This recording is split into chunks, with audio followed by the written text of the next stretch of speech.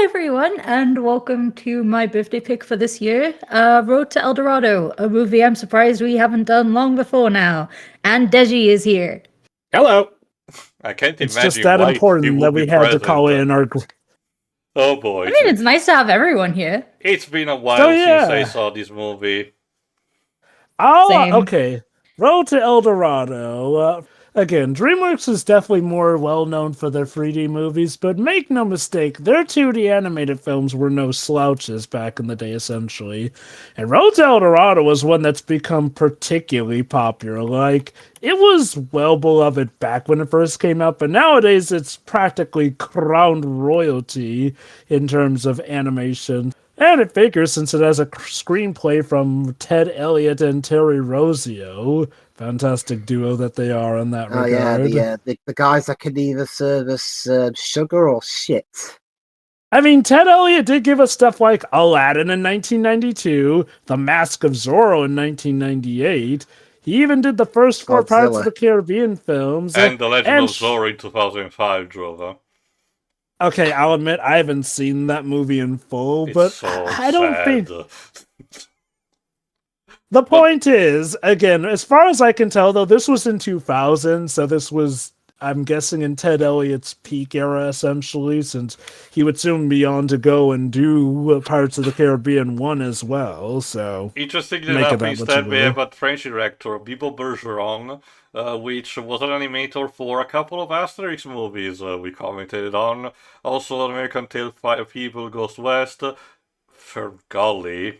Okay. That was a movie. And a Goofy movie and the Iron Giant. And after this, he directed Shark Tale. So, man, this guy can... Hey, his career went up. He peaked with Shark Tale. Wow, sugar shit really is... Citation needed, Tej. But we're not here for that. And also, in terms of going Disney-esque... for composers, we have Hans Zimmer and John Paul, with songs written by Elton John and Tim Rice. Alright then, I guess we can just start then. So tell us, Shiroi, please, where should we start? We got different copies with different logos, so everybody should start at the black screen right before the Dreamworks logo in 3, 2, 1, click. I will never admit how many times I watched Shark Tale back in the day. You couldn't pay me enough money. Shiroi. I will. I watched it like dozens of times. Shiroi, I had the misfortune of seeing in theaters. Being a year in Nigeria, and you look at what was airing on TV, boy, Shark Tale was a 10 out of 10.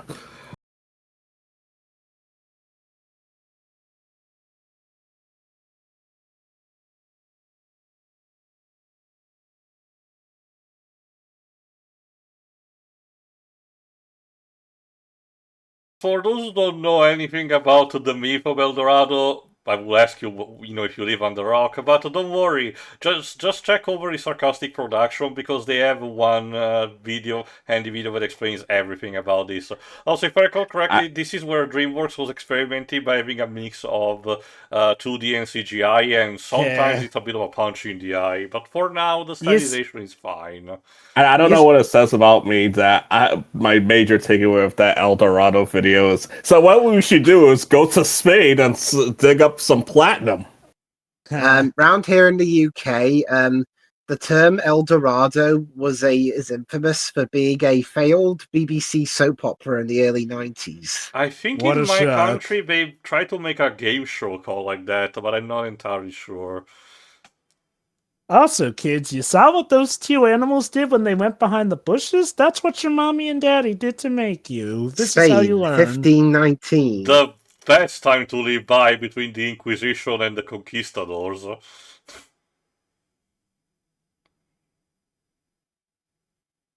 And yeah, you can tell that they're trying to recapture Jim Cummings. They're trying to recapture immediately the Disney Renaissance thing by having also the horse being a character in his own right. Oh God! Yep. Let's go to the New World and follow in the footsteps of our idol Christopher Columbus. which So, was not yes. Spanish, but Italian, but sure. So yeah, this is our two main leads, Tulio Miguel, played by Kevin Kline and Kenneth Branagh. The most respectively. British Spaniards in the history of cinema. Well, Kevin Kline's American. You get So what he I can mean, put on a though. damn. Yeah, I love Kevin Kline. Considering Shrek 2 was not too far from this, I'm surprised they did not just get the Antonio Banderas early on for this movie. Shoot. Wait, that's a good Antonio point. Banderas is one of these guys?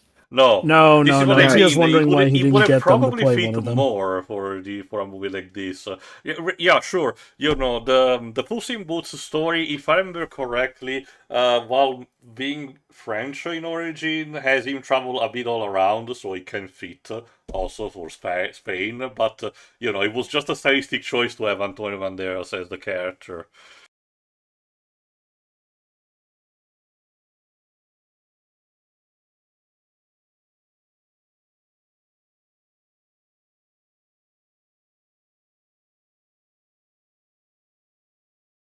Hey, you can't use the word crappy. This is a kids' movie.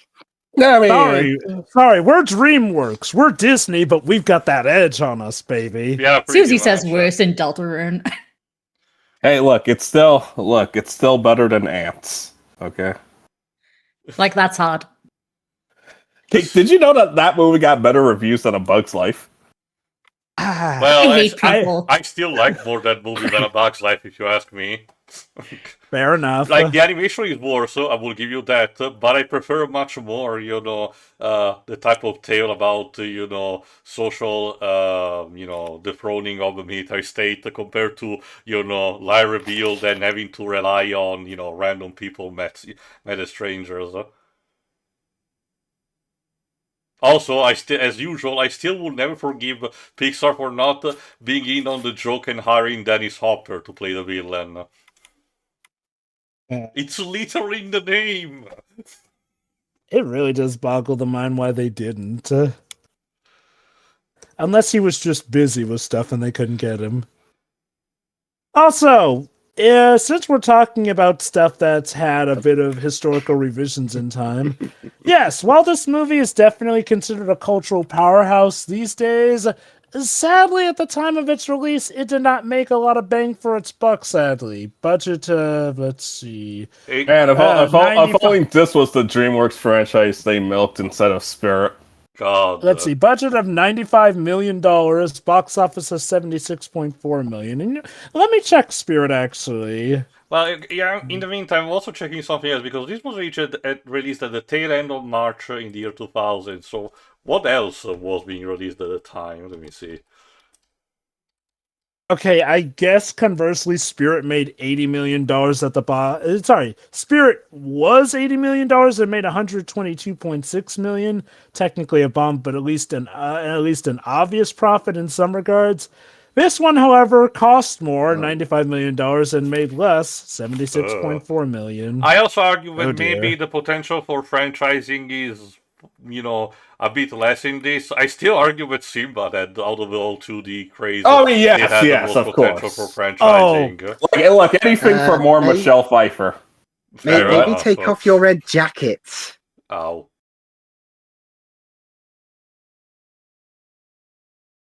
Alright, end of March, year 2000. Let me see what else came around the same time. Okay, don't think Leprechaun in the Hood was, a big strong competition. Ow. Also, that bull feels a bit Looney Tunes inspired. Mm-hmm. Yep, the mighty Spanish army defeated by underwear. I Brilliant. mean, let's not forget, technically the mighty Spanish Armada would get defeated by a much smaller fleet that was just set on fire. You all have terrible aim. Man, I forgot how Yeah. much of the blend between. Oh, wait, okay.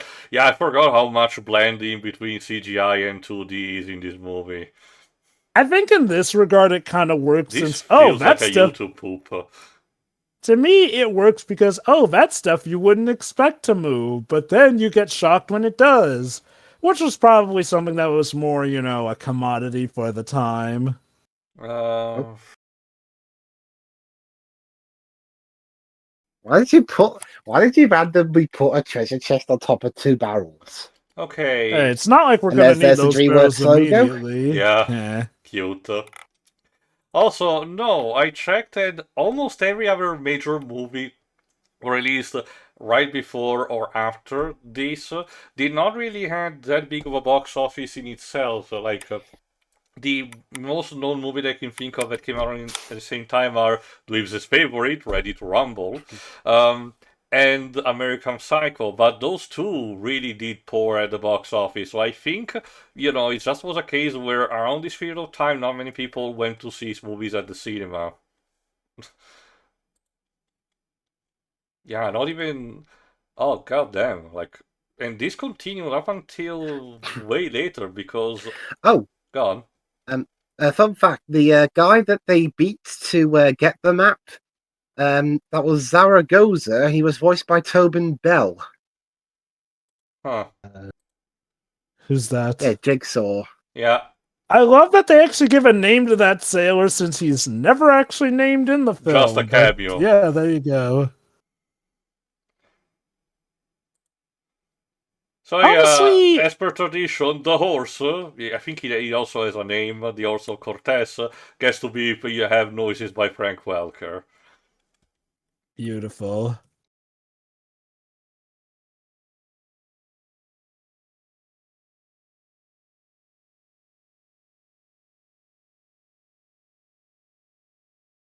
Yeah, I know it's not his character, but is that what Kenneth Branagh did after he read the script for Wild Wild West? I mean, the guy also made, his Poirot movies, so I don't think he has much of a high ground to speak of. Those movies were fine. I will agree only on A Haunting in Venice, but the previous two, not so much. So, from what I can understand, part of why this movie flopped, there were multiple factors. First of all, came out at the wrong time, since at the time the market was being flooded by the likes of stuff like Lion King 2, Simba's Pride, Anastasia, Tarzan, Mulan. Ergo, Disney and their Well, Renaissance maybe era. for their really. home video release, because I'm checking in the theatrical stuff, there wasn't really that much in terms of competition, particularly about animated movies, unless there were re-releases, but I don't think so. The other reason, which is probably the bigger reason, there was a bit of a mix-up in the marketing. First off, there apparently wasn't too much marketing for this movie, bafflingly enough. And then secondly, apparently between how the movie was marketed and the cast involved, some people were a bit confused. Like, some people thought, wait, this kind of cast seems like this will be way too adult to be a friendly kids film, and it's animated, so it must be a kids film. But then there were people who were like, wait, this is animated, so it's probably just a kids film and whatnot. Ergo, that weird phase in Hollywood where, animated movies can't be for adults, because remember, the Oscars were so spooked by Beauty and the Beast being like a Best Picture nominee that they made basically the Best Animation category to basically guarantee an animated film would never be nominated for Best Picture again. Yeah. So, in terms of the film's production, quite a few of the people involved in it, let's just say, didn't have a fond experience making it. Will Finn, who directed the bulk of it before he resigned to go back to Disney. Rick Farmelo, who was an animator for Tulio in the movie. Kevin Koch, a assistant animator. And the film's writers. I won't read all their quotes because we'd be here all day, so I'd advise to look it up. But suffice to say, their recollection of the production isn't great. Well, do you have a general synopsis? Like, what was it? Tough? Was it an endurance? Or let was me it guess, just the usual. Jeffrey Katzenberg was bossing them around. There were a lot of creative issues and changes that they made to the script and so on.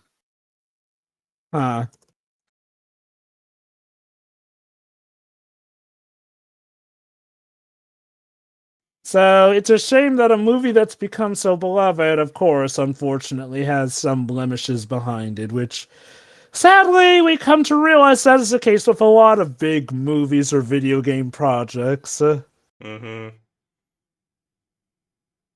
On the one hand, I get it. In reality, making something on these scales is never going to necessarily be easy and whatnot.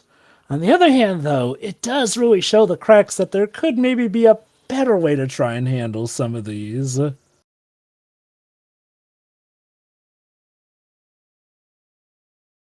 Mostly Yeah, no. funny enough, speaking of Wild Wild West, both Kevin Kline and Kenneth Branagh are in that movie. Uh, which is, dare I ask, the better one of the two that they were in? I mean, I'm gonna say it, Road to El Dorado, and I'm someone who's not even that hard on Wild Wild West. I haven't seen it in full, but again, Road to El Dorado just aged magnificently. I definitely feel like Road to El Dorado would be a movie that would have flourished much better in a later day and age. I think I saw it again. I saw Wild Wild West again like a year and a half ago for a different reason, and I can tell by the CGI of the giant mechanical spider aged technically better than the one I see in these movies so far. And when after Will Finn left the movie, guess who helped to finish it? Oh my god! I forgot that uncredited. they actually draw a butthole for the seagull. I forgot about that. Uncredited, David Silverman and Katzenberg themselves helped finish the movie. Again, good for them. This movie did turn out to become a hit. Just a little too late, sadly. It didn't. I said, I literally said a little too late in the sense that Jova, the it's term a you're cult looking for is classic. cult classic, or that's Suda's 51's entire career.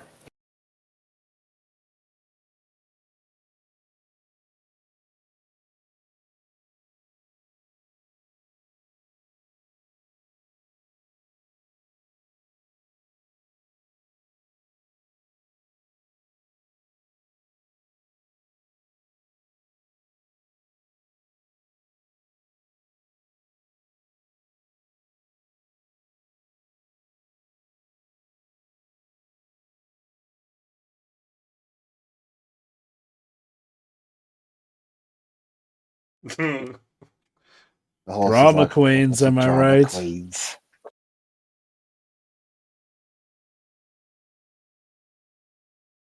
Yeah, one's a Shakespearean actor. The other one, what's Kevin Kline's acting style famous for? That's actually a good question. Let me check. He does some theater stuff. Apparently. Yeah. Oh yeah, he was the Pirate King in Pirates of Penzance, the Broadway revival. Fantastic performance there. So I guess you could say they're both kind of theater legends. And hey, look, it's Uncharted 4. It was Phoebus in Hunchback of Notre Dame. I forgot about that. Yeah. Sometimes I wonder, was that the last bit the original directors did before they left? What, the skulls? How symbolic. Why does the map have to be CGI? Because it's mystical. Whimsy. Okay, so I want to be a bit fair to the CGI in this film. I feel like CGI in an animated film is going to have a different feel from CGI in a live-action film. See, for this one, it's fully animated. It's fine. Okay, when it comes to CGI used in a live-action film, they're still typically trying to make that stuff look realistic. It's more so CGI is used to fill in the gaps for, effects and whatnot.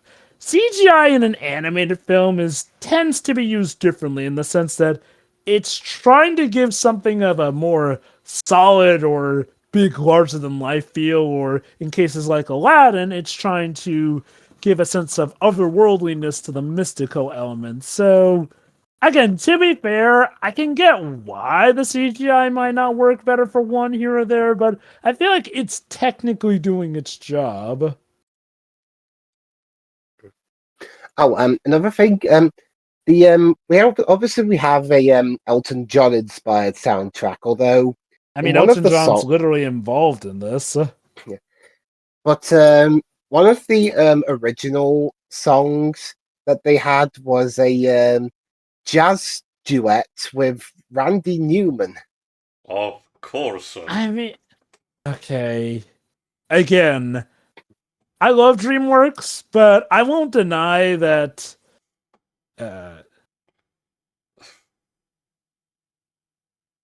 Yeah. Lovely. Speaking of Elton John, go on.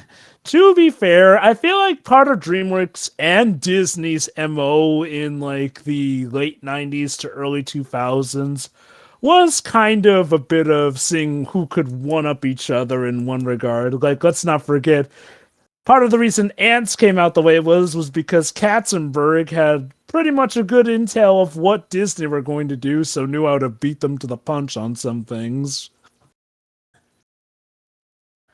And, again, to be fair, I get why they figured that this particular teams and whatnot could work. Because, hey, Elton John, Tim Rice, Hans Zimmer, all figures who had helped out the Disney Renaissance up to that point. So, obviously, it could work for DreamWorks too, right? It's just a shame that the 2000s brought their own changes and whatnot.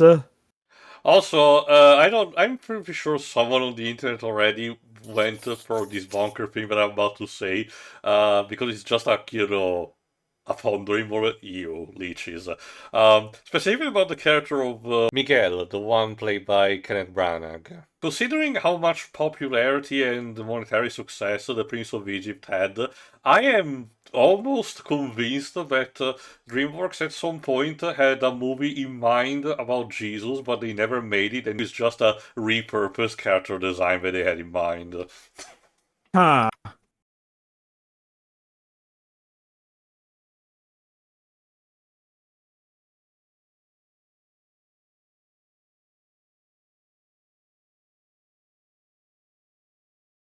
I mean, you know what, though? I could see them eventually doing it. Prince of Egypt was a gigantic hit. Yeah, they tried to milk it with Joseph King of Dreams, and they fucked it up.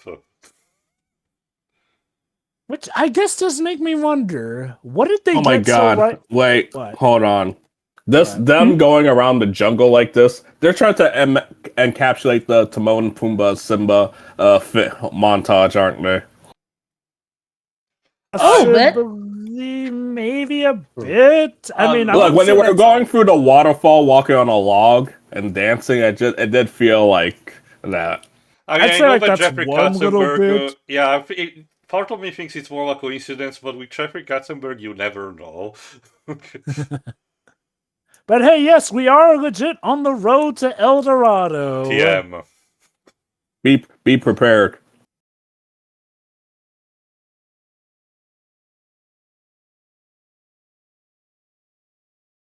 And yeah, That's we quite also a befriended trail. this armadillo, which I don't really remember if they're that common in Central America. Probably they are, I guess, but I don't remember specifically where. Regardless, you're probably getting leprosy, so enjoy.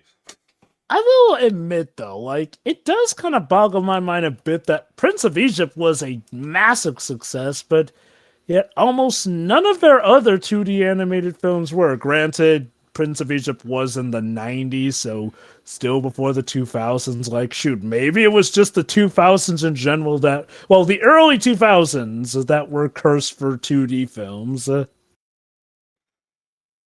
Because I do know the CGI craze was indeed in, and holy cow, when Shrek came to town. Yeah, also, this was around the time where the Disney Renaissance had already lost a significant momentum, so a lot of people were starting to, ponder more about, 2D animated movies for kids for theatrical releases. Again, it's just truly kind of tragic since nowadays people would die for this kind of 2D animation, but again, I guess you never really know what you have until it's gone. Go figure. And instead, for the other for quoting the other song, after you get what you want, you don't want it. You know the famous quote from The Office, I wish there was a way to know you're in the good times before you've left them. All right, I mean, at least you two are alive. And here's part of the reason that this film has definitely seen. Yeah. People are just horny for her. There's a lot of porn of her. Sorry. Hey, look. Why are you calling Deji out? I can't imagine why I'm calling Deji out on this. Now, to be fair, it's not just porn. There's also a ton of people who cosplay as her, too. There's there is definitely, oh Jesus Christ, there is definitely, stop doing that. There is definitely an argument to be made about having a figure based on a Native American, fictional that is in this case, compared to whatever to Pocahontas, that is there to be basically eye candy. Mind you, she is a character in her own right, don't worry about that. She's not your typical damsel in distress or flat female character, but you definitely get the eye candy and everything, So your mileage, at the end of the day, your mileage may vary on Chell, that's her name. I will say, in terms of historical / obviously fantastical fiction stuff, I feel like this movie definitely got the idea a lot better than, say, something like Pocahontas did. Well, fucking For a few obvious at the very reasons. least, here it's not trivializing a real life person that existed. I said earlier, that's hard. Can I just say Hey, this? this isn't trying to be Oscar baity. Look, can I just say this? For all that Disney tried to sanitize their image, am I the only one confused by the fact that of all the people to keep as part of the Disney Princess franchise, they still have Pocahontas in the line? But not wait. Wait. Okay, so I can explain this. Yes. Atlantis bombed, so they want to celebrate successes. I'm sure Pocahontas did well in the box office, right? I don't remember. Yes, Probably it did. Renaissance and all that. But even still, with all that Disney tries to, shirk away their controversies, why did they keep on Pocahontas? It's not even it's a long time ago thing. No.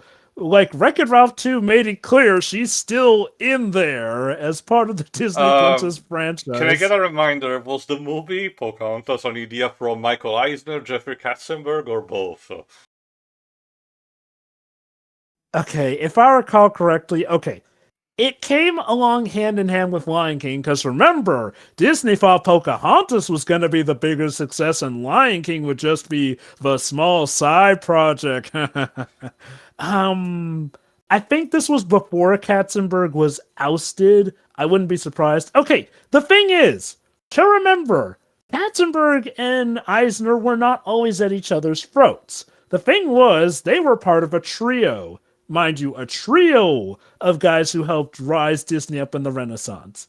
The sad thing was, the third guy, Frank Wells, guy mostly in charge of the parks, but he helped balance out the two egos. Sadly, though, he died, and after his death, that's where things got a little power struggle-ish between Katzenberg and Eisner. Now, mind you, some might argue Eisner really could have just given Katzenberg the role that he asked for at the very least, instead of ousting him. And yes, Katzenberg was an asshole, but as the Not Just a Goof movie documentary showed, a lot of people were scared when Katzenberg was ousted, since for all his assholery tendencies, when he did legit believe in a project, he was willing to fight for it tooth and nail on behalf of the makers, is saying, again, like many things, he was a complicated guy. Though, sadly, it seems according to Wikipedia, it says that Katzenberg hoped that Pocahontas would be nominated for the Academy Award for Best Picture. Is that Amanda Sante's character? Yeah, so the not Jafar of this movie, yes. So. Oh. I So forget 5 if years he's- before this, he was the villain in Judge Dredd. Now, here's one thing that's kind of interesting for the story. In most cases, it would just be a typical bout of, the natives worship these two white men, but believe it or not, there's something of a political struggle, and if anything, Tulio and Miguel are actually used as pawns by the natives to try and get, shall we say, favor and whatnot here and there. It's a somewhat more complex take on the inner workings of this and that and supposed worship and whatnot. Let me check instead. Rosie Perez, someone with Puerto Rican ancestry, is the one voicing Chell. Let me check. She was in Pineapple Express. Oh god, yes. I forgot. She was Renee Montoya in the Birds of Prey movie. Oh. Lovely. My condolences to her. Unless she enjoyed it. Well, she's still doing stuff to this day. The Chief, instead, is voiced by Edward James Olmos. Okay. You and your big mouth, Mikhail. Hilarious.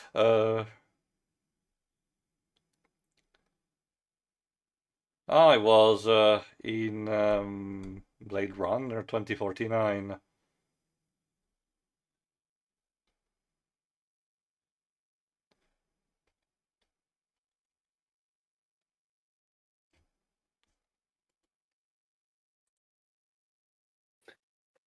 We can hear everything you're saying in there. What do you mean by the truth? Now the volcano is covering the noise. Let me guess. They think they're doing. Okay, between That is the most polite volcano I've ever and seen. it's doing the thing from Volcano 1997 movie about the whole thing being sucked in. Volcanology 101. Does no one in Hollywood know jack shit about basic geology?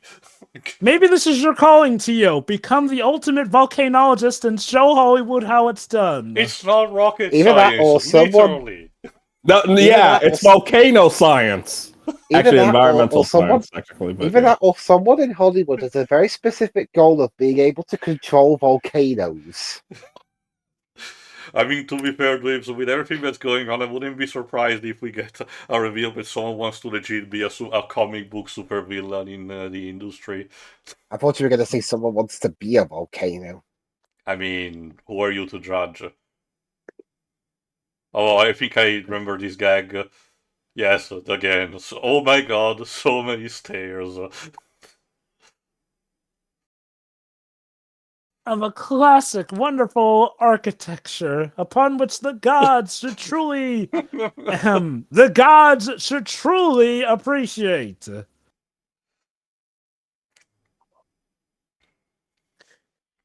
Then they immediately die. Damn, even the That'll horse make it a is pretty tired. short Now you know movie. it's serious.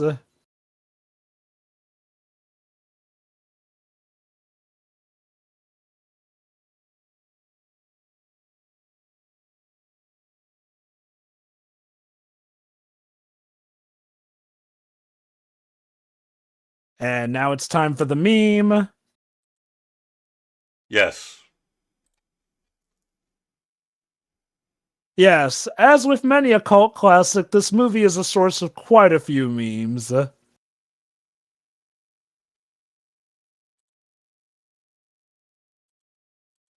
This guy. This fucking guy. He's so silly. Yeah, again, one thing I do dig is they actually give the natives agency, thankfully, which, I'm guessing maybe they wanted to The avoid... white saviors. Yes. Oh, you fools. Rule number 1 about the con, never talk about it, no matter where you are. Unfortunately, they're showboaty. I can't believe both of you actually managed to get outsmarted by someone like Dinesh D'Souza.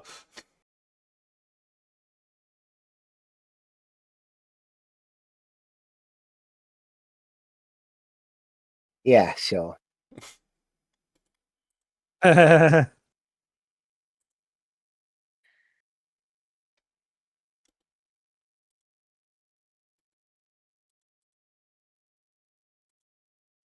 So yes, Oh it my seems god, we have I didn't know common she was ground. Renee Matoya from that shitty Birds of Prey movie. Yeah, well, to be fair, she has done plenty of different other stuff and still to this day, so, at the very least, that did not sunk her career.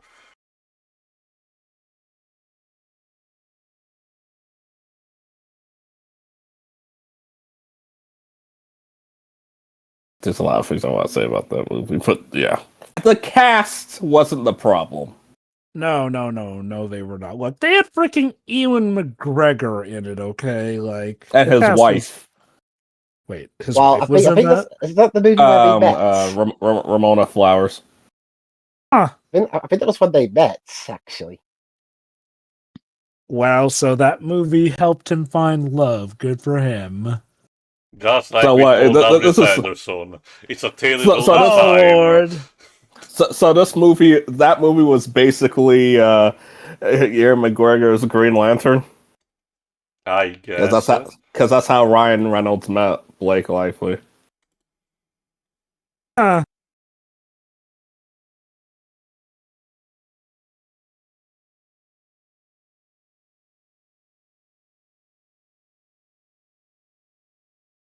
And by the way, have I told you that the world will end in 2012? Yeah, sure, whatever. We're not doing this. Maybe it actually did and we're all dead and we don't know. This is one hell of a hallucination, we're in if we're dead. Why did she I give mean, me if that's puppy true, then eyes? somehow we're all in hell.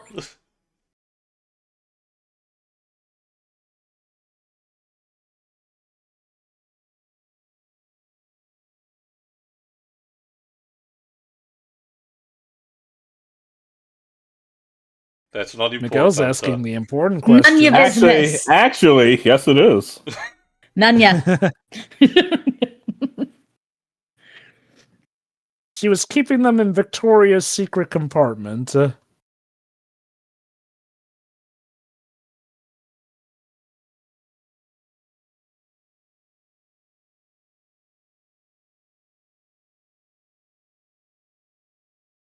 Boo. thinking, you creep. You have no riz.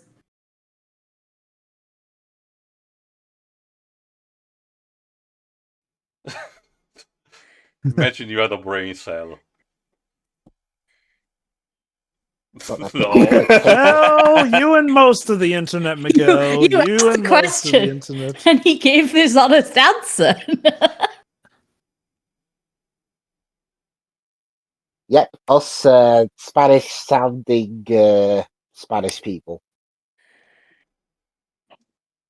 It's like I'm playing the 2016 Hitman.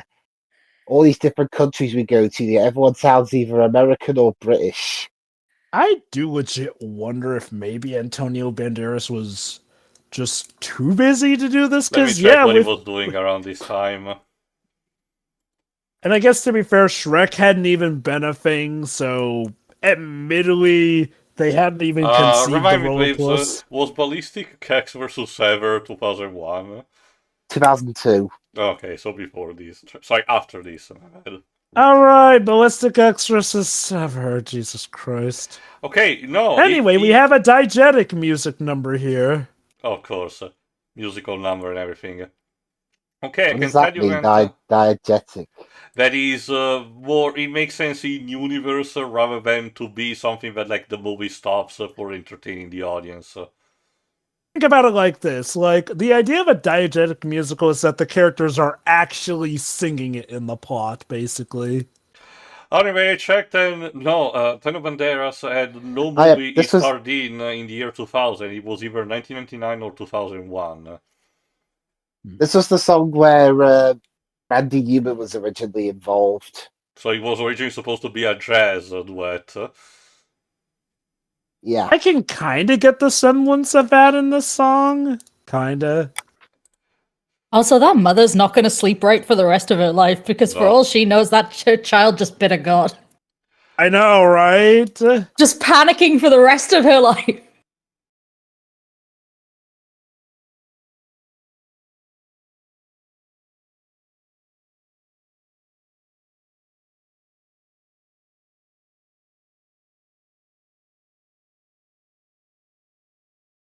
You do realise you're singing your song about maintaining the sham in front of the people you're supposed to be fooling.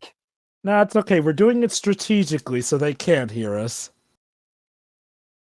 Sure. Hmm. We're singing the secretive parts to ourselves. Not sure what's happening with Huh. the color palette, but whatever. Like someone is went on another acid trip. They're having fun. I'm mostly reminded of instead the Emperor's New Groove, which came Yeah, out I was about after to say, this. there's an alternate timeline where Emperor's New Groove was a DreamWorks movie and El Dorado was a Disney Well, movie. remember that apparently both of them were conceptualized a bit around the same time, because apparently Jeffrey Katzenberg had the right idea around 1994 about this movie, and we know that The Kingdom of the Sun was conceptualized also in the 90s and was taking way too long to be made before the whole restructuring. God, the horse is drunk. Yep. Gotta have to sleep that one off.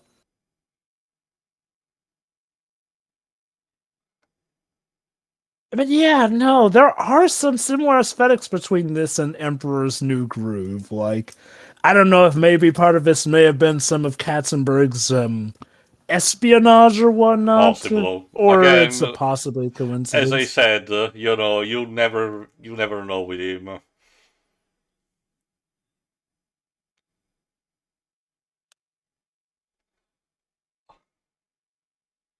Awakened indeed.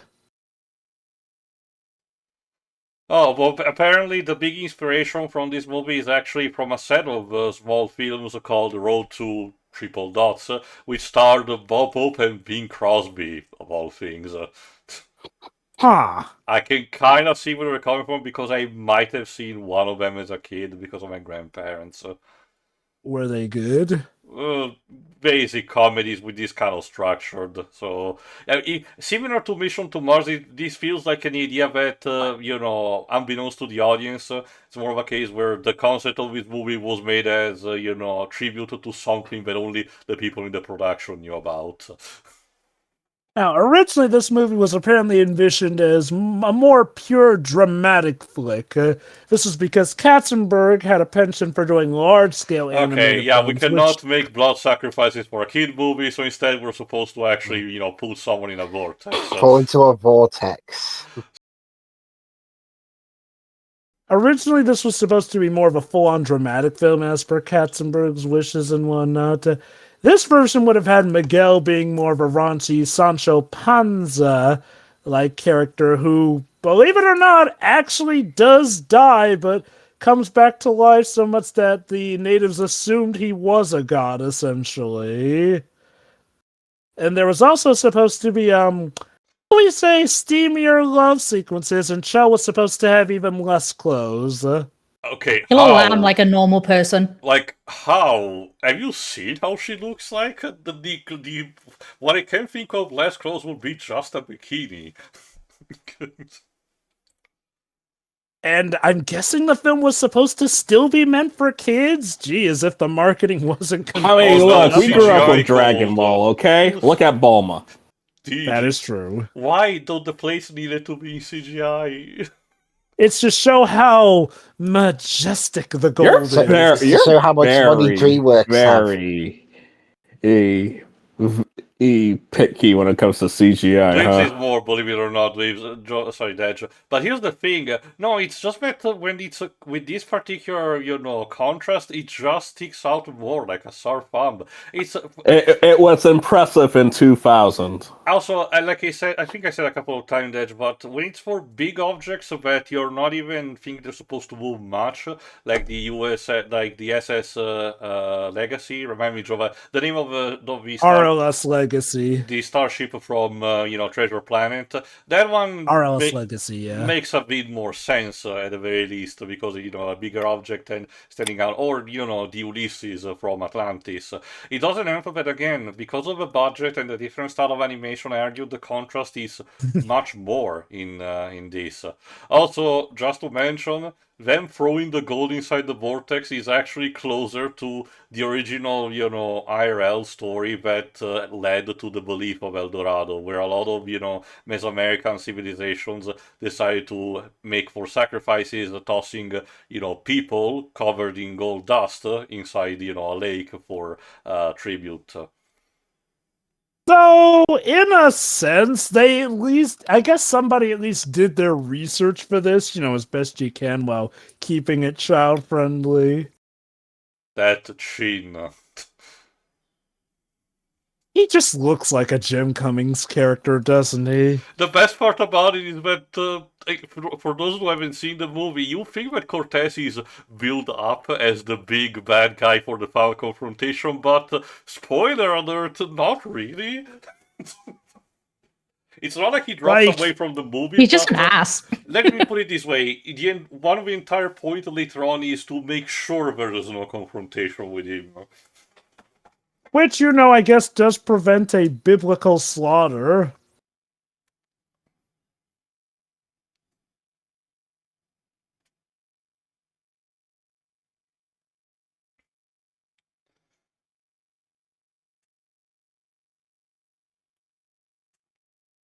Look, I was the Pirate King, so I already know how to deal with this. Yeah, this is this at the end of the day now. This is a universal product, so you're gonna need a bigger boat.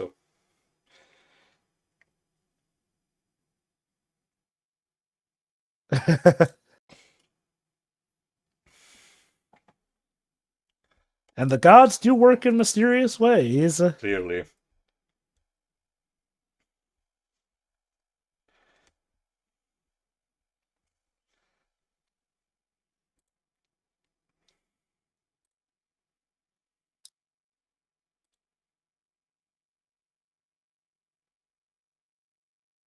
Oh!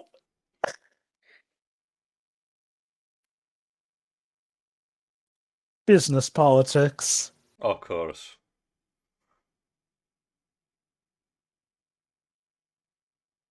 Yeah, Take slightly less gold with you. I've always gotten the feeling that the chief kind of knew from the get-go they aren't real, but he's figured, hey, I can use these guys to pretty much hamper the efforts of this guy who wants to slaughter us one by one for blood sacrifice. Also, Like, he doesn't seem like he would be that oblivious. yeah, I'm checking here. Man, if it wasn't for Spy Kids 2 and Shrek 2, probably Antonio Banderas' career would have been killed by Ballistic when it came out. I remember Ballistic Exorcist Severus just that kind of dog, which is insane since that was just 2 years after Mask of Zorro, which was one of his biggest hits and whatnot. Or 4 years. Wait, no, Mask of Zorro was 1998. Yeah, you but Ballistic was really think 2002. one bad movie Oh. would just kill a prolific actor's career? Oh, right, it's Hollywood. Yeah, it's entirely possible. Director, actor, producer, it's very likely that. I mean, okay, look, if you enjoy your career, it's worth it, but it is some legit BS how easily a career can be undone by stuff that's arguably not even the actor's fault. See Rachel Lee Cook's career after the oh God, Josie and the Pussycats movie. Wait, that's what killed her career? Yep. Damn. I don't even think that movie was... Well, then again, it's been forever since I even saw him. It's a movie that people are now coming around to, but initially it was hated. So, cult classic, basically. Now cult classic and more. Actually, we were too mean to it. Kind of like how Amazing Spider-Man 2 was like, where the fuck were you guys in 2014? Oh dear.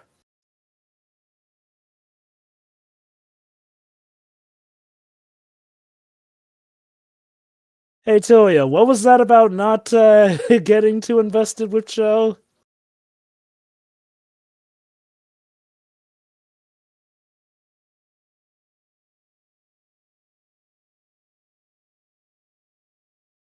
It's another I love also, that. also, way to get Gorn and Kitsum there.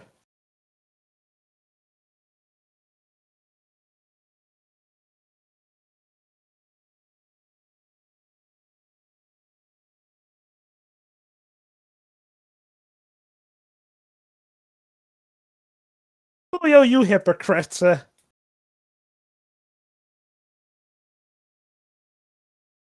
She knows what she's doing.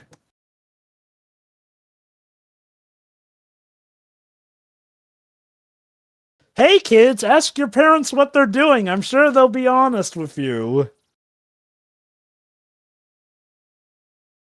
They're dancing, sweetie. Just dancing.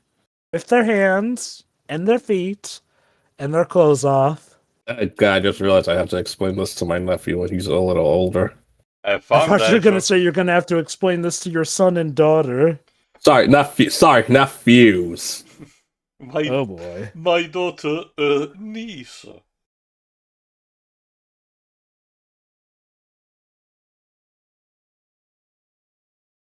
It's like when I saw the first Bayformers movie and they said masturbating and I had to ask my brother what that meant. He said picking your nose. I'm like, okay.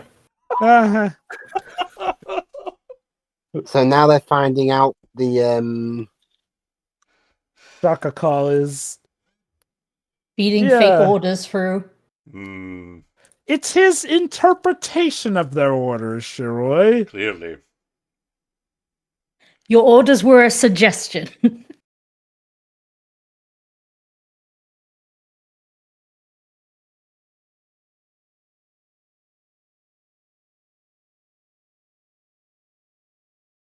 Oh, look. Just the things needed to make an instrument. I mean, at the very least, they don't need to use a turtle shell like in 20,000 Leagues Under the Sea. Huh.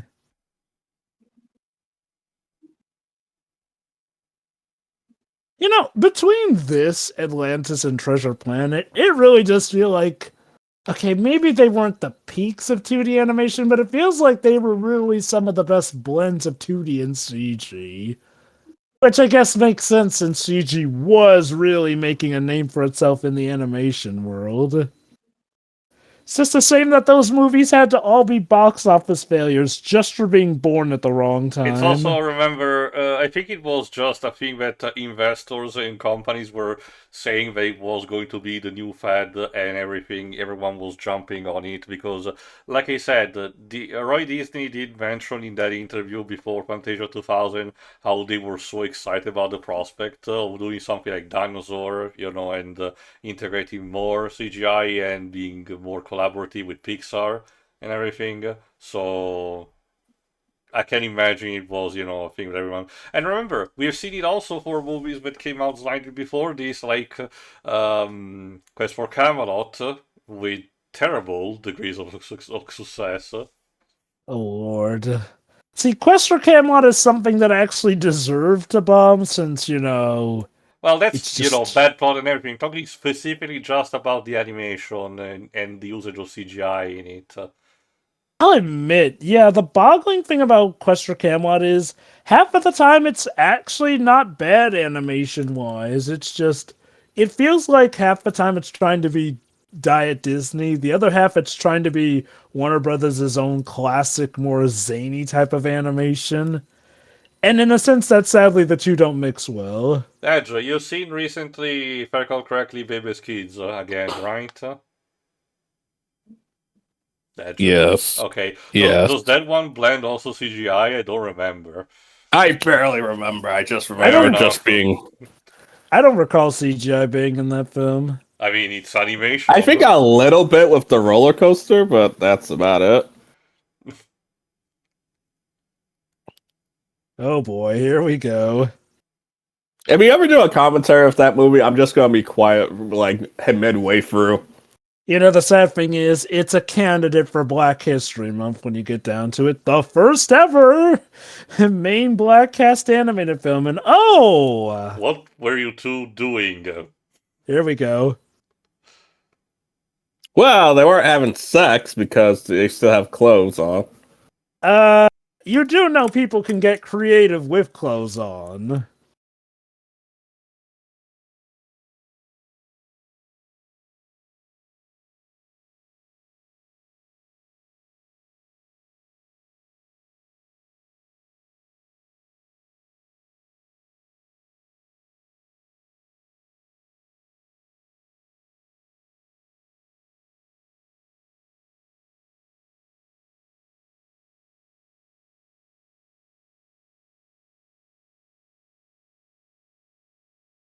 Jafar. Okay, I'm starting to wonder if Jeffrey Katzenberg or someone of his team had seen instead, the 1997 version of The King and I, because these guys reminded me a bit of Crawlahor. Honestly, I'm kind of surprised he didn't get a villain song, since that seems like the one missing element. Maybe there was one in early concepts that was crapped on for one reason or another. Everyone clearly Possible. hates him. Why do they keep him around? Yeah, This guy's obsession with sacrifice. how did he got in this position to begin with? Like, does he want to be the sacrifice instead? Like, Why just make him the sacrifice? Funny you mentioned that. You think he's a big fan of Scott Snyder's speech about being a genetic freak? Because he mentions sacrifice a lot. So, in regards to this movie, originally supposed to be a lot more adult. Again, the love scene between Tulio and Shell was supposed to be a lot more steamier and, on screen.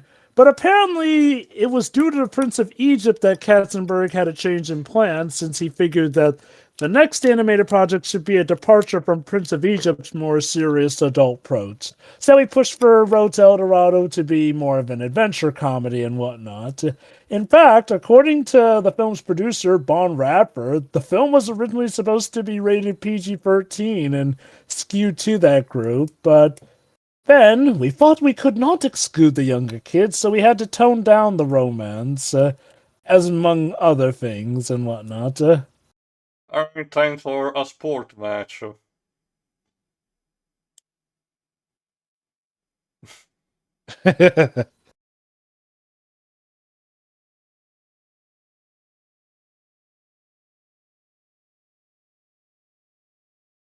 It's kind of like basketball, but sideways.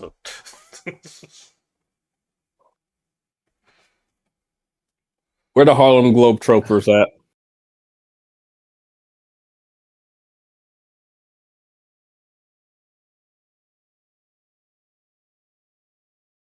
Also, now the Harlem Globetrotters are not a real basketball team. Don't break I the illusion, have to Dad. explain because a lot of friends are always like, are they a real team? Like, no, they're not.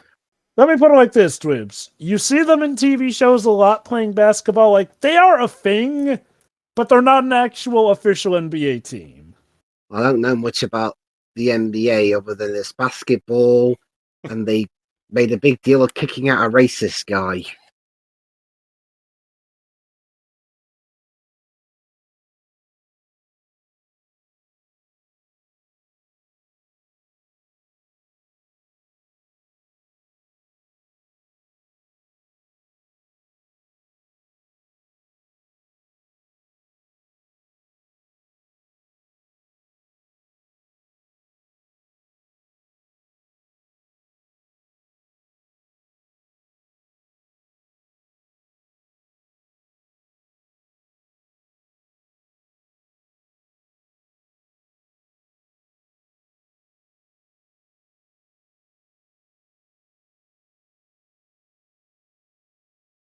Yes, the hip. Thank you, animators, for emphasizing that.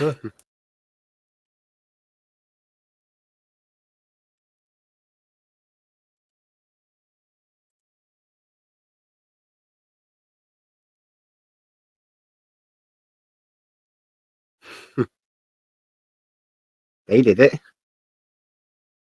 So why can't you? Maybe the gods are just having an off day. Clearly. Yeah.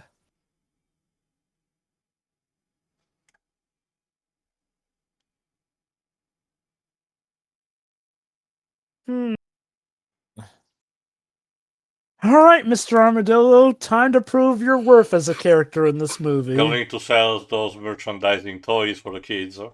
Well, get your armadillo ball today. Dude, was there merchandise for this film, I wonder? I don't remember seeing any. Again, maybe that leads to the confusion in marketing and some people not being able to decide if this was an adult's film or a kid's film.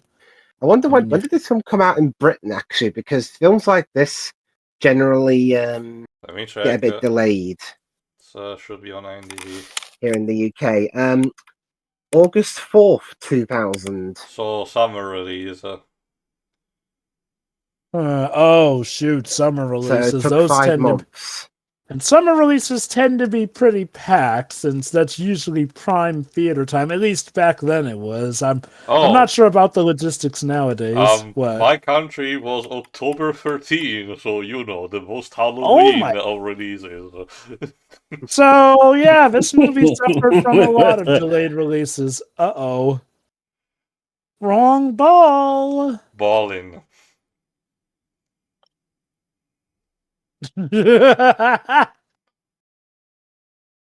Ow.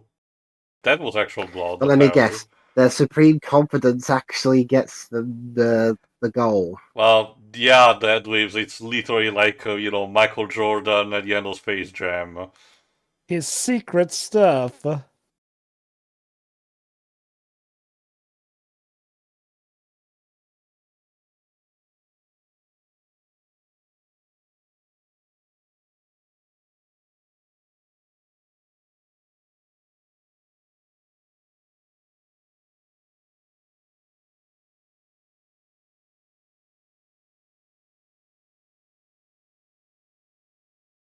Hoop ball? It's a work in progress. Best.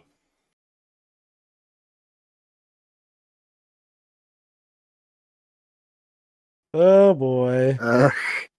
Damn, the NBA really took a dark turn, didn't it? I mean, I guess it's an incentivizing on, getting good at the sport. Is this going to be the post-apocalyptic NBA? If you lose, one of your team members is killed right then and there. I mean, to be fair, So Waves, NBA on Thunderdome rules. to be fair, Waves, we've seen countless sci-fi products where say in the future we will have all these abstract new ways of sport, which is just, the sport that we already do, but, weird and with some gizmo tech. Also, see Rio 2, you can have the characters actually win a game. Can you elaborate that, Joe? Oh. Rio 2 has this thing where they play soccer or something equivalent, and the main character is like Wait a has to win minute, he's shots, bleeding. but it's for another team. Oh.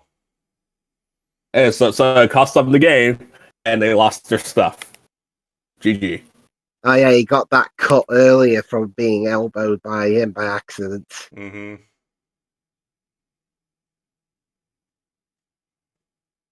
I'm sure you have yet. Let me tell you about this guy I met. It's called Kratos. Eh. Also, that's one thing I never. Why does he not bleed? Magic. It's magic. Yeah, apparently he mentioned. Oh Okay. God, why? Why does this book is in CGI? It's Gio. It was a book given to him by the gods, Like, and I CGI is king. I find it. The heavens are CGI. I do find it a bit unnecessary. I'm sorry. Like for example, that big wood trunk in order where they're covering the boat. That makes sense for it to be CGI in a lot of other shots. So I'm fine with You that. see, Gio, when we all die and go to heaven, it'll just turn out that heaven's all just CGI. Oh please, destroy my soul immediately now. Thank you. Like, I never really noticed it back then because you're not really like paying that much attention. But yeah, like the stuff is like the differences are pretty noticeable. I'm gonna operate It's on. Old movie. I let it slide. I'm gonna operate on DBZ logic, rule logic, where if you die while in the afterlife, you die for real. Was that a thing that was only in the anime? I forgot. What? Actually, I don't know. The whole if you get killed while in the afterlife, you actually are deleted forever. I'm not sure. I haven't really read Maybe it the was manga. Maybe it was in the Janemba OVA. He hasn't read the manga. He is a true Dragon Ball fan. Well, okay, actually, I did read up to the Saiyan Saga. I did read the Saiyan Saga when they arrived to Namek. It's actually really fun. At least I know now what kind of shirt I can send you as a gift. So, how much does the manga differ from the anime? Well, the pacing's better. I'll give it that. It's actually really fun. It's just amazing how Toriyama was able to tell these stories in That's nice. in within this amount of space. Like they feel like very fun, bite-sized stories that you read. Also, the entire arc where Goku spends, in the afterlife between the Cell Saga and the Buu Saga, where he meets Paikuhan or Pikon, I forgot what it's called in English. That's anime only. Yeah. Like I am starting reading OG Dragon Ball, like from the beginning recently. So since I have the Shonen Jump F, I also recently read the Yamcha reincarnated manga, which is really funny. So yeah, Miguel is having second thoughts about leaving. I also love that he used the excuse of, well, you see, tobacco was, a thing that grew up, mostly in Central South America. So this gives an excuse to the character to smoke freely every day, like Snoop Dogg is rapping around the scene.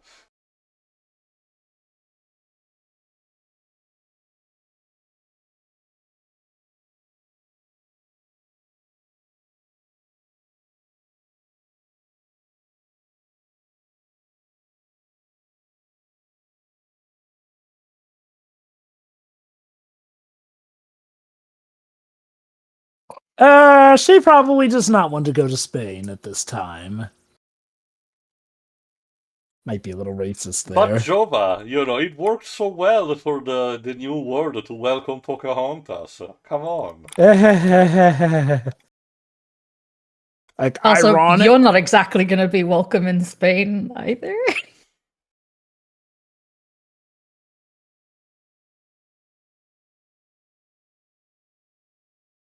Aww.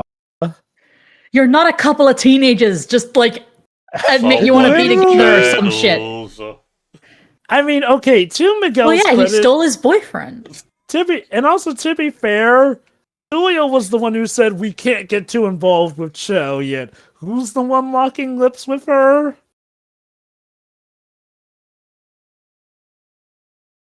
But now the horse has to deal with the divorce of his fathers. Oh, this is sad. This is what This causes is really sad. this is what causes the beginning of third act breakup. Huh.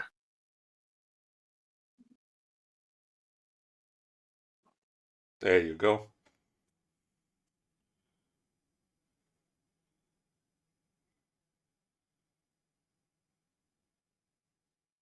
Oh. Needs more dog.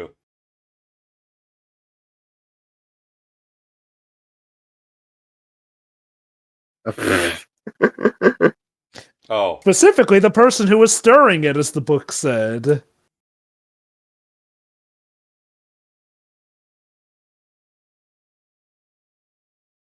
This is fine.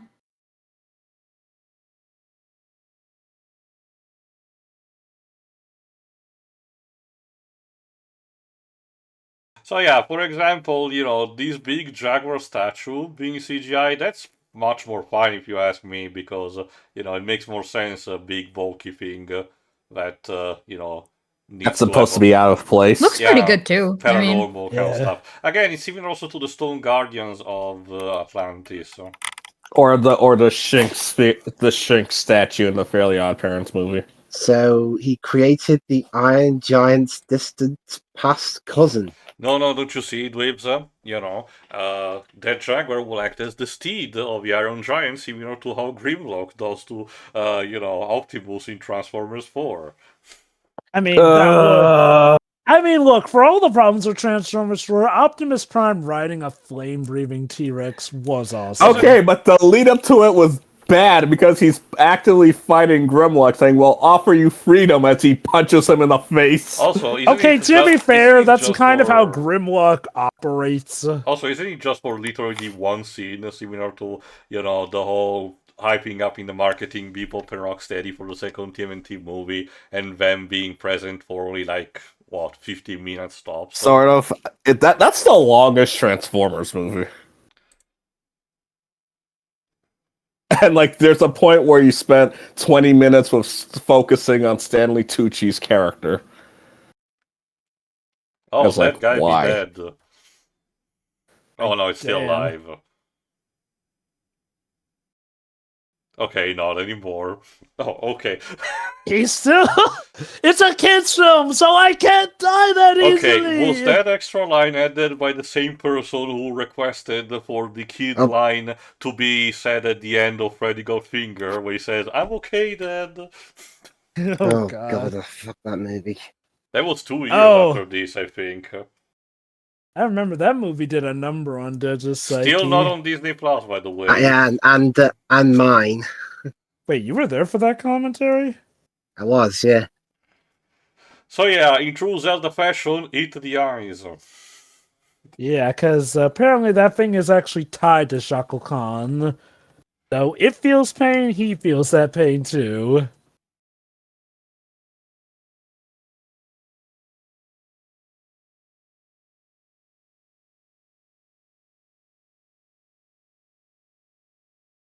Nice blending there. Of course, we're apparently also on conventions, Mock Ventral, where the heat passive heat is not doing anything to our characters. Although I do like that they at least showed Miguel sweating to show that, hey, there actually is some heat here. Yeah, so this is where Resident Evil 5 got it from. Grace!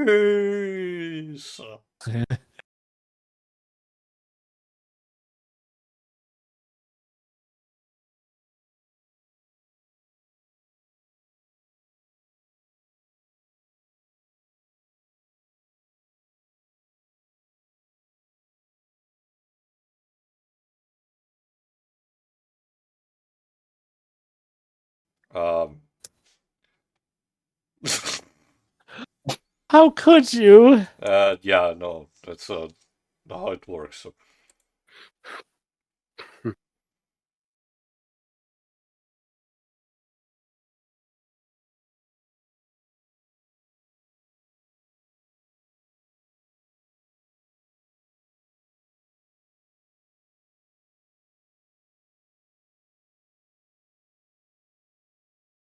This is all part of the ploy, right?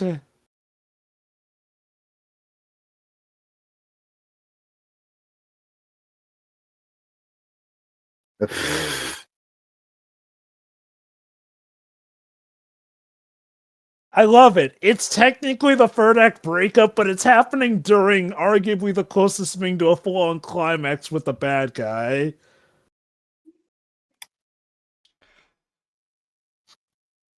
Which, hey, still works.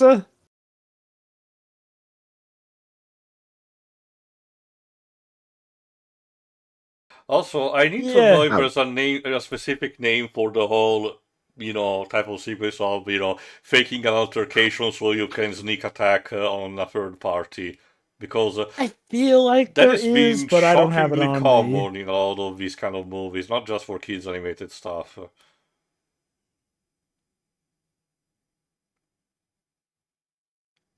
So yeah, the bad guy literally got flushed away. Oh wait, that's I like that movie. Wait that's way later on the line. Wait, we flushed away the bad guy. Write that down. That might work out for a later movie title. So he's dead, right? Of course.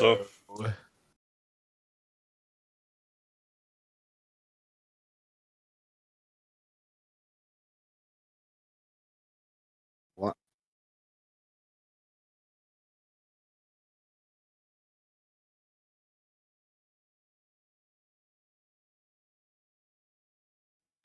Yeah.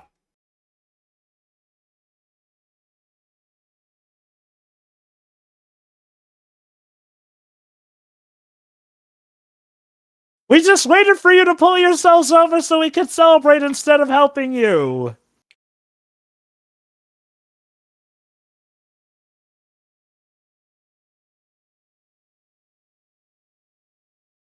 I guess I'll give this. Yay! Despite what I said also about the CGI, I also will say this compared to Archway Notre Dame. As far as I've seen, the group shots where a lot of people are, if they have CGI people, they are actually masked much better than they were in Archway Notre Dame.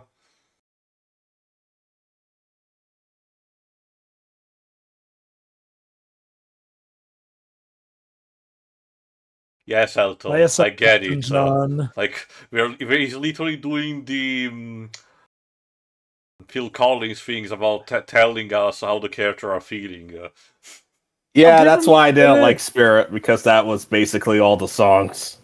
To be fair to Spirit, that was kind of to a character who otherwise does not talk outside of, like, say, monologue or, mental narration. Monologue by Matt Damon. Matt Damon. And yet, somehow, again, the thing is, technically that movie was also a bomb by modern standards. I don't know if they still considered it like. Oh, Well, God. it was considered a success. That's why we got Spirit Riding Free. Can this marriage And be the thing saved? is, Spirit Riding Free was like done so many years later. Like, Still counts. I guess, yeah. Like, and yes, it did technically profit. I forget. When did it start to be that movies had to make like double their budget to be considered a success? I think always, because you have to counter for marketing. I feel like there was a point where you simply just had to make more Probably than your pre-Star budget. Wars, if I had to guess, because that was the period of the rise of a blockbuster. Hmm.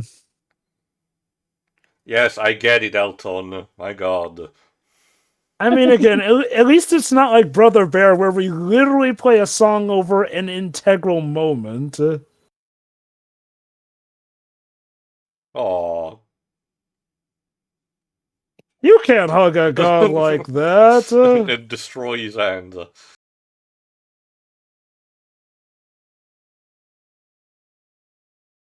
Oh, isn't this cute? These two barely had a connection. Yeah, that is true. Dowsing was definitely more with Tulio, With yeah. Miguel.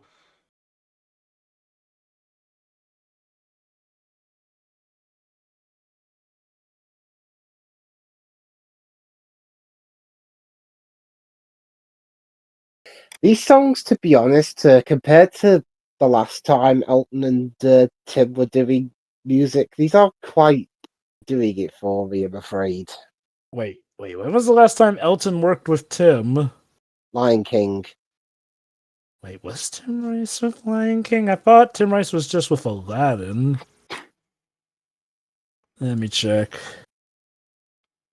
Oh yeah, no, he did do Lion King with Elton John, which, okay, to be fair, compared to Lion King, a lot of soundtracks are gonna pale because it's flipping Lion King. And also, did they also have Levo M for, to collaborate with?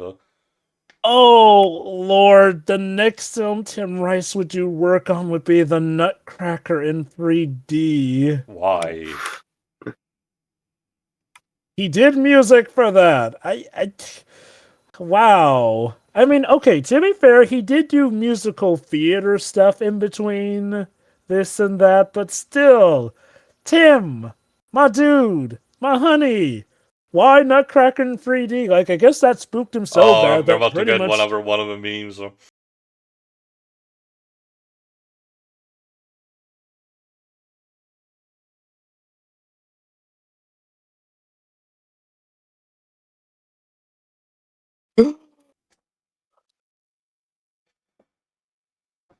Although, interestingly enough, apparently Tim Rice's first film was Octopussy,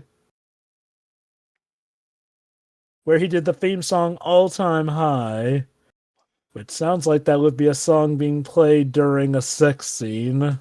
Oh yeah, the All Time High was the song. It's fine. Hmm.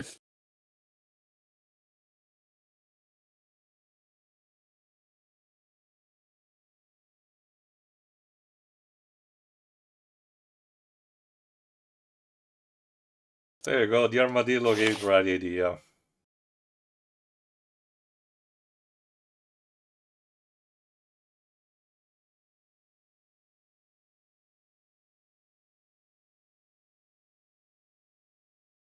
Tulio's crowning moment, willing to part with the gold to do the right thing. I like how his voice still cracked even on the second read through that. The sad thing, though, is now this means no one will be able to visit the legendary city of El Dorado again. Almost like that's why it's a mystery. Also, just to show he's evil, they're burning the forest on the way there. I mean, of course. Like we didn't already know. That's the bizarre part about the Conquistador. It wasn't just about, them about pillaging and everything. No, they need to have the extra stupidity of being evil. Like, not even not even having pragmatism. The Vikings were much more pragmatic than them. As some people have pointed out, for as bad as Wayfinders, anything to go by.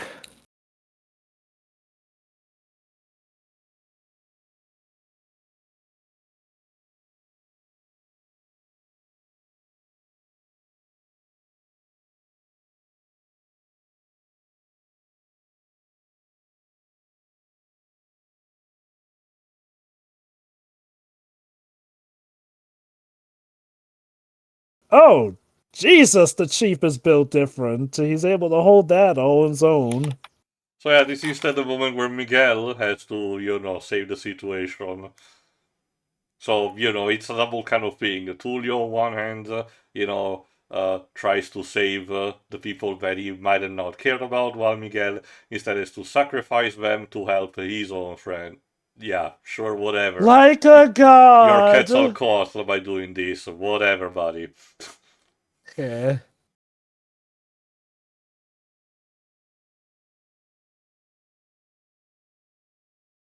He's falling with style. Honestly, would have been for the better. I probably would have even liked that much if by the end of the movie he still would have been, considered you're not necessarily ruler, but part of the city, effectively by having an accidental, white savior kind of thing. I think he would have stayed as ruler, more like at best a figurehead. Like the chief would have probably still been this or that. He would have just been like, Wait, oh, we're the going to gods get crushed by the control. thing, are we? Watch out, you're gonna crash. Ah. Yeah. Of course. panic. Start panicking. The CGI is getting a critical level. Jesus Christ. Just like in Aladdin. How did we not came out pass? about 6 years before this, didn't it? How did we not pass through all this when we first came to the city? Because there weren't 8 years, the sorry. tides.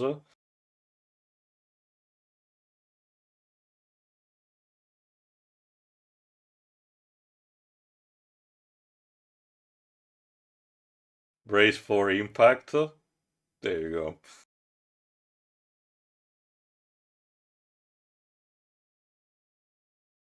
We just have to pray we don't drown. Or get crushed, too.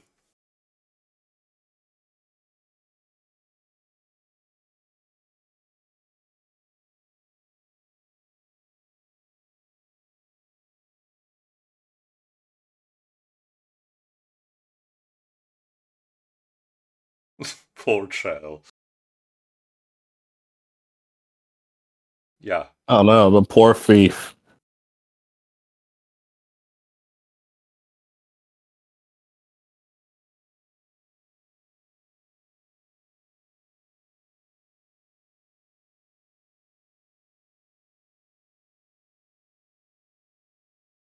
Well, crud. Oh yeah, him. Yeah, I think that guy was meant to be felt like more like the main villain as opposed to Yeah, like the I guy on said, the horse. I guess they wanted to avoid having a retread of the villain from Pocahontas. I keep forgetting how he's called. John. No, Mel John Gibson. Smith. No, that Radcliffe, was John. I believe. Yeah, I think that's his name.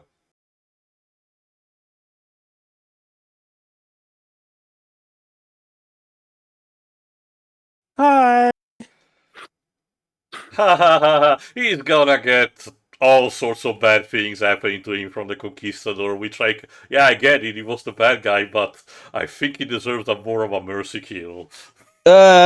don't know, man. He I mean- was sacrificing people left and Oh right. no! I mean, my point to that is that still a punishment, but not go the other direction. It's kind of like how when I showed you Trading Places about that one band guy that gets intimate with a gorilla, if you know what I mean. Yeah. It's just that it's like what also Jova said. Early 2000 DreamWorks wanted to be a bit more edgy, so they wanted to have this as the But hey, karmic maybe punishment. maybe the true gold was the friends we made along the way. No, shut up. And the gold. No. The I mean, true they did gold make is- friends. And hey, we still have gold on the horse's hooves. The That'll be horse is worth going to keep plenty. it to himself. This is also what I meant about how we would have franchised this, because effectively the title would be a bit invalid for the future unless they wanted to. It'll just emphasize be more called about- The Road 2. Yeah, similar to all the original movies that were inspiration to this, I guess, and more about It's that funny. Tour de Force being Central America, I guess.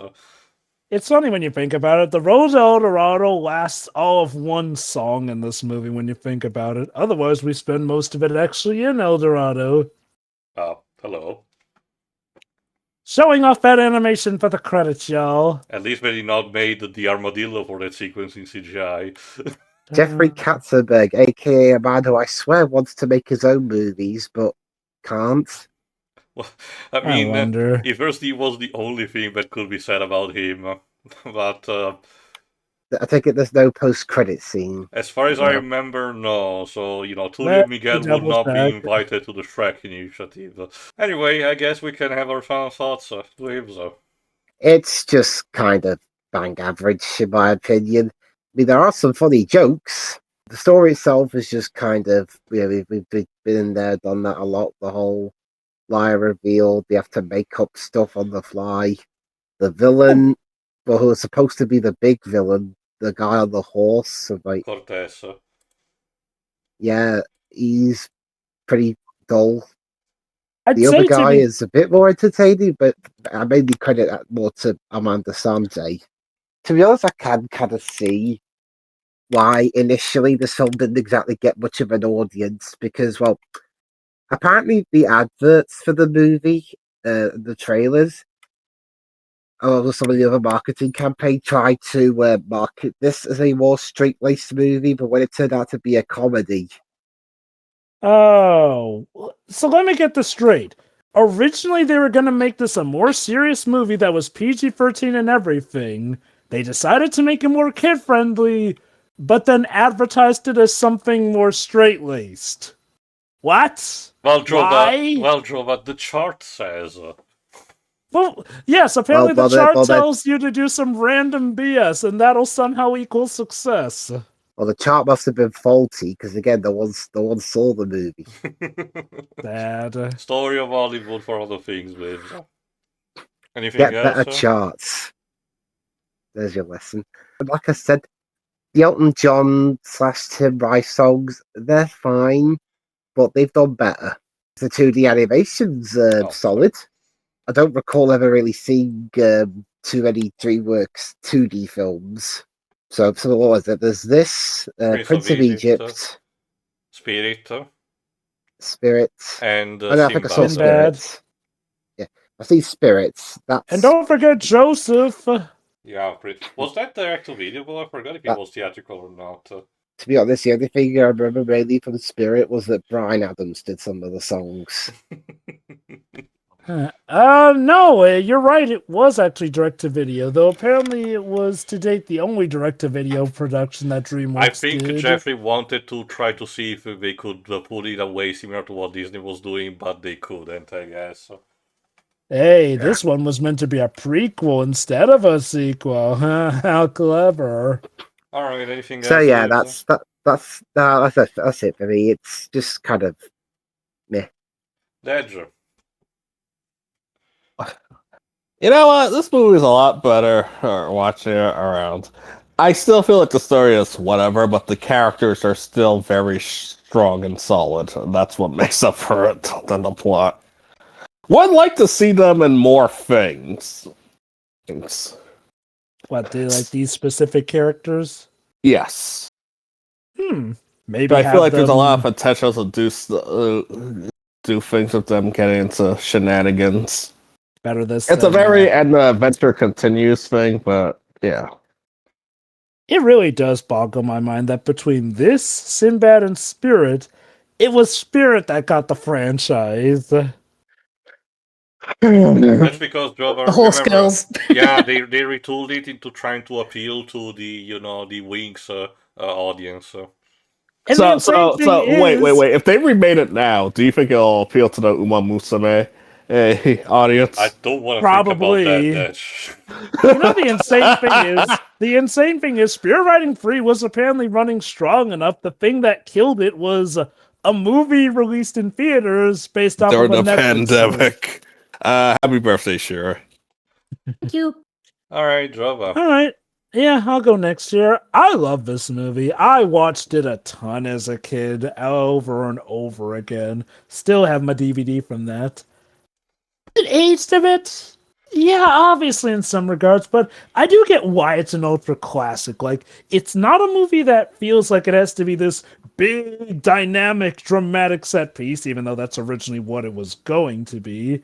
But it's something that succeeds in its own right here and there. I feel like the ideas and tropes that it works with are more or less done well. Like, you think they're gonna go liar revealed, but no. If anything, maybe they figure out that they're not gods, but shoot, they were benefiting them anyway, so it's all good. I do like how they skirt around the white savior thing. Like, at first you think that's what they're going for, but no, if anything, Tulio and Miguel are pawns in a big political scheme between the native leaders and all of that, so that's nice and all. I do like the songs, I'll admit. They're maybe not Elton John and Tim Rice's best, but I think that they're still good. The animation is definitely a big standout set piece from the time here, the 2D being great. The CGI can be a little bit wonky, but I overall still like it. I think it works enough, and I get why they did it. It's at least not a case where they may have replaced good practical effects with CGI effects. The point being is, like, this movie, I feel, is something that's earned its place in history, and hey, maybe if DreamWorks do decide to franchise it, which would be... God, almost now 3 decades That's later. also the thing, Java. It's not just about Spirit. If you remember, almost all of the, outside of Shrek also, almost all of the 3D animated DreamWorks stuff did get like a Netflix or a TV series of their own, like Monsters vs. Aliens, The Boss Baby, and so How to Train Your Kung Fu Dragon. Panda, and so on. So And I've DreamWorks heard is all good about things about a good chunk of them, yeah. So DreamWorks is all about the whole franchising thing, but for some reason, outside of Spirit, they don't really want to touch their 2D animated stuff, and I don't know why. Again, like, it's bad enough that some companies still, for mind-boggling reasons, have, like, a whole stigma against doing 2D animated stuff, but not even continuing Oh, from don't that worry, stuff Jova. was I'm weird. sure that with their technological marvel, that is generative AI, they will circumvent the problem in no time. Oh god, this isn't how I wanted 2D animation to come Welcome back! to the David Cronenberg generation. But yeah, no, Road to El Dorado is a classic. I love the characters, I like the plot overall. It's not a big success, sadly, but I feel like for what it is, it works, and I'm glad that we have it in the world. Theo, your Yeah, I'll thoughts? go next. I had to be honest, this is technically for me a bit worse than I remember. Maybe I had a bit too much nostalgic attachment to when I saw the movie, but the story is technically fine overall, but I still argue it could need some polishing. There are some definitely good intention in trying to defy the typical cliches what you would think with a story such as this. But they still, at the end of the day, fall into a couple of the trappings, like the whole thing about Tully and Miguel convincing, the natives of not having any more, blood, well, sacrifices in general, because we cannot show that much blood sacrifice on screen for the kids, It's more about, their idea to, enlighten these people, which as a bit of Star Trek violating the Prime Directive kind of, vibe to it, if you ask me. I give this movie some credit, though, that it seems like it was mostly the one guy who was I was gonna say, like, it bloodlusting. seems like it's just the one dude. Well, is it? again, I I still get it though. I argue it like, could have been done better. That's what I'm saying. At the end yeah, of the yeah. Fair day. enough. Chell is a bit worse than I remember. She still has a character and agenda. She's not just, walking around to be just the fan service. So, at the very least there is that. But I could swear I remember her doing more in when I saw it compared to what she actually does in the movie, which is still substantial, but I might have, misremember with her playing a big more part rather than being, vital to keep the con in check between our two thieves, The villain is fine, but I agree with Jova that it's weird that he did not even get his own, villain song where all elements in the movie suggested that he should have. But again, maybe as I speculated, maybe he was supposed to, but it got scrapped over time. Speaking of the songs, yeah, Elton John is almost on autopilot in this, I'm sorry. And the movie commits the whole thing about having to tell you about what the characters and you are supposed to feel, and just like, okay, you're just, entertaining the audience and telling how great of a musician and singer you are. Can we move on? Thank you. Which is the number one sentiment I shouldn't have for these musical pieces and all. And again, the animation. Again, I mentioned multiple times during this commentary about how a lot of the CGI really feels out of place and maybe at the time felt, groundbreaking for the integration. But I'm gonna go one step further and say maybe it's because of the HD quality. The 2D animation, I argue, is not particularly great either. To be honest, the art style is fine as a whole, the way the characters should be designed and everything, but there's something that tells me about these really not have much of a budget. Let me put it this way. I'm not too surprised that a lot of the people involved in the production of this lamented they're working on it, because this is pretty much the same vibe that I was getting from Quest for Camelot, which had almost the exact same kind of problem, where the 2D animation did felt, forced upon the animators, and there was the bad CGI integration with it. And this only fills me with dread because now I get the distinct vibe that all the other 2D animated, movies from DreamWorks do have this in some form of capacity. At the very least, I remember that Prince of Egypt has it with the pyramids and all, but I'll need to check again how much it is present. Simba, if I recall correctly, has it with at least a few of the monsters potentially, or the scene with the avalanche. I don't remember much with the Sea Morgue.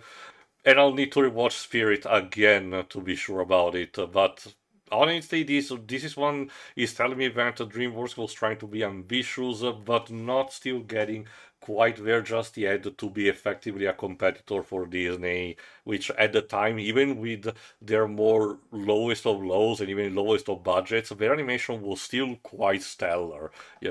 Even for a project that was this troubled like Emperor's New Groove, when you compare it side by side with this, you can tell that the quality is staggeringly different, if you ask me. And I talk about just the 2D animation. So, again, this movie at the end of the day just feels like it's a great idea to be made, that someone tried to put it, but needed extra fuel in the tank to properly realize it. And I understand why maybe not many people went to see it because of the marketing. And even to this day, despite the cult following, this has a very tepid less than 7 out of 10 on IMDb, for example.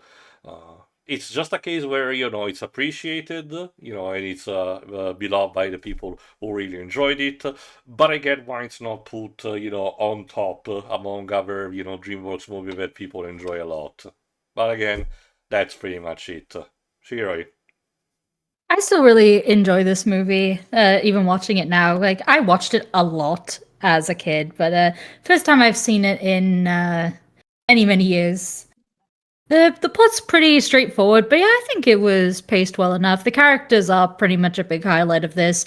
The songs are good. There are a couple of ones that are like whatever, but I don't think any of them are bad. There's sometimes the CGI looks fine, sometimes it doesn't, but I let that stuff pass for a movie this old. I think it was just fun watching this again, honestly. I think it still holds up pretty decently. There are the issues that Tio mentioned, which yes, even if it's like better than some movies, it's still, this kind of thing is still there. Aside from that, I don't think there was anything particularly wrong with the movie in general, so Yeah, had a lot of fun watching this again. Yeah, it's a nice trip down memory lane. Yeah. All right then. And again, I'm So surprised we haven't done this before. happy birthday, Shiroi, and we'll see Thank you. what happens with whatever we'll do next for Dreamworks. Who knows? Maybe I'll be drunk enough to pick Shrek for my birthday pick. Who knows? See ya. Yeah. See ya.